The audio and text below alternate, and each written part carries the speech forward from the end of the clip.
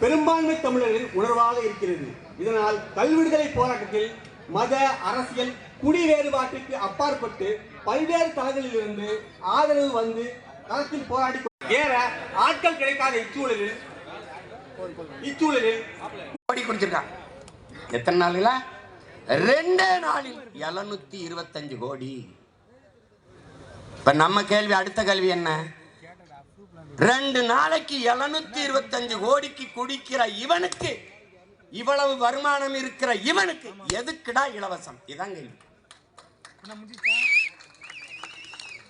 ஒரு படம், ஒரு திரைப்படம், பிடித்த நடிகரின் படம் ஒரே நாளில் 35 கோடி வசூலிக்குது. ஒரு நாளில் 650 கோடிக்கு பிடிக்கிறான் தீபாவளிக்கு.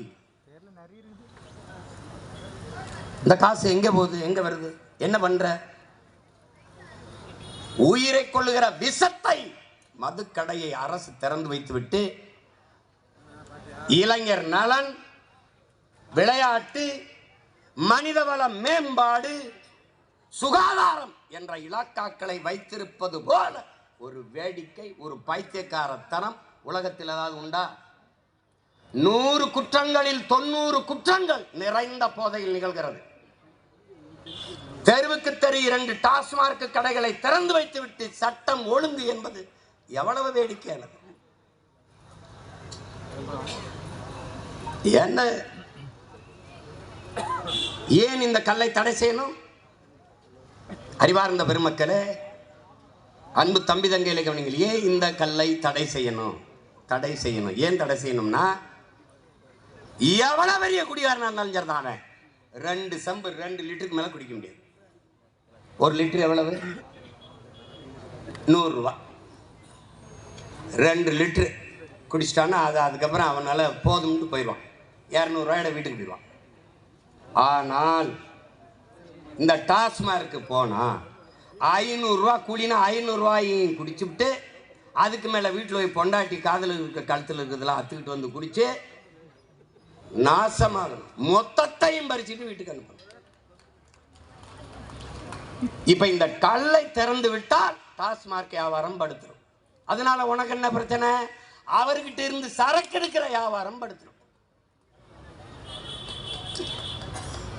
இங்க சிக்கல் இதுதான். இந்த வேர் அதுதான். இந்த வேர் பிரச்சனைக்கான வேர். ஏன் எல்லா மாநிலங்களும் கல் இருக்கும் போது என் மாநிலத்தில் மட்டும் தடை இருக்கிறது, நெருக்கடி இருக்கிறது, இடையூறு இருக்கிறது, வழக்கு இருக்கிறது?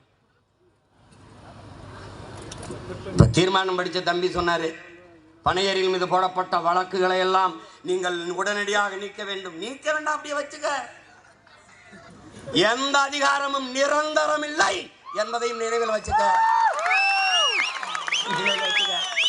இந்த எவனவன் டாஸ்மார்க்கு ஃபேக்டரி வச்சு காய்ச்சி இந்த கடைகளுக்கு சப்ளை பண்ண அத்தனை பேரையும் உள்ளதுக்கு போடல.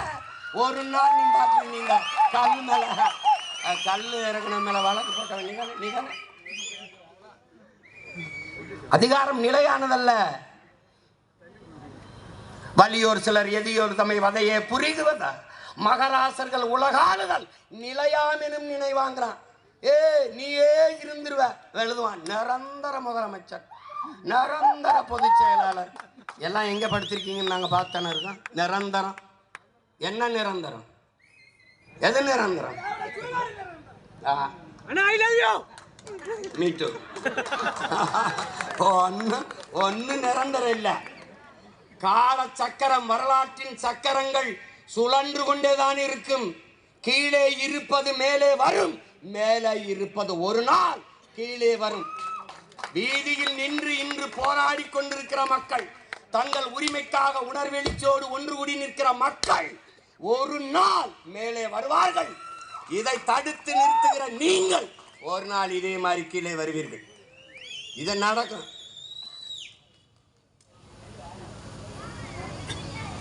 சொல்றது அது கல்லு, மது, அது இதுன்னு உலகம் பூரா விற்கிறான்.